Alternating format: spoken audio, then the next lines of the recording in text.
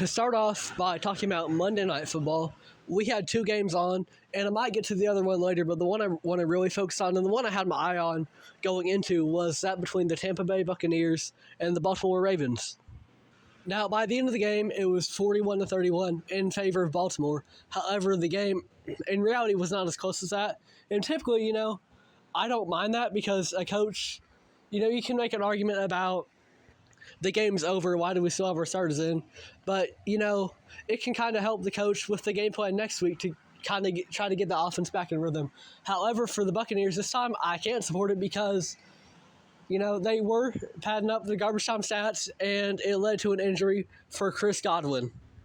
Not just any injury, it was an ugly injury. They didn't even show the replay on the broadcast afterwards. So now it looks like Godwin's going to be out for a while. And, it's prayers up for Godwin, of course. But typically, you hear Godwin's out and you think, okay, hey, we still got Mike Evans, right? But Mike Evans had a hamstring injury that same game and did not return. So now there's a chance that the Buccaneers are going to be without their top two wide receivers.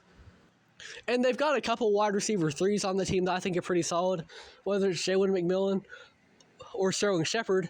But those guys are not made to be the number one. I think both of them can be great wide receiver threes, right? But you don't want them to be your top two options, especially that first option. And for the Buccaneers, you've got a good receiving back in Rachaad White. However, just the fact that he's going to be coming out of the backfield most of the plays where you would maybe want to throw to him, that puts you at a disadvantage because he's already got to get past that line of scrimmage, if you really want him to be a threat receiving truly, because he'll get yards after the catch, sure, from the backfield, but other than that, he's not, a true wide receiver, right? He's a receiving back, but that's really it. So for the Buccaneers, if you're without Mike and Chris Godwin, I think that's a huge detriment to your team, of course.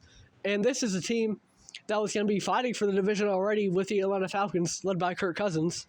So for the Buccaneers, I think this is a huge blow because you've got Kate on at tight end as well. You've got solid receiving threats, but no one's really going to be that number one guy if you don't have Mike, and especially you're not going to have Godwin.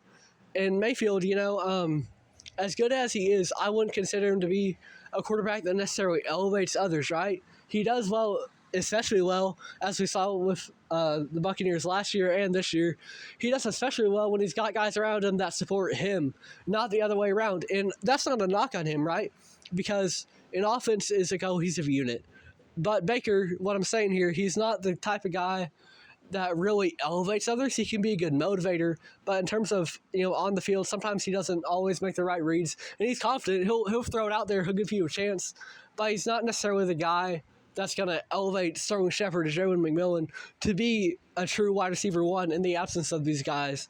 So for the Bucs, I don't know how their playoff chances would go if both Mike and Chris Godwin are down. Assuming Mike Evans might come back, I can see them making the playoffs, but if not, I think that could be a huge blow for them.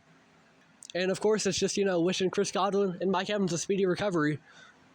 Not just for, the Buccaneers' sake, but also these are guys who, Chris Godwin is one of the best wide receiver twos in the game. Mike Evans has been Mr. Consistency, 1,000 yards every year of his career. He has a record for most consecutive 1,000-yard seasons to start a career. So these are two guys who are great talents at the wide receiver position, and it sucks to see them go down.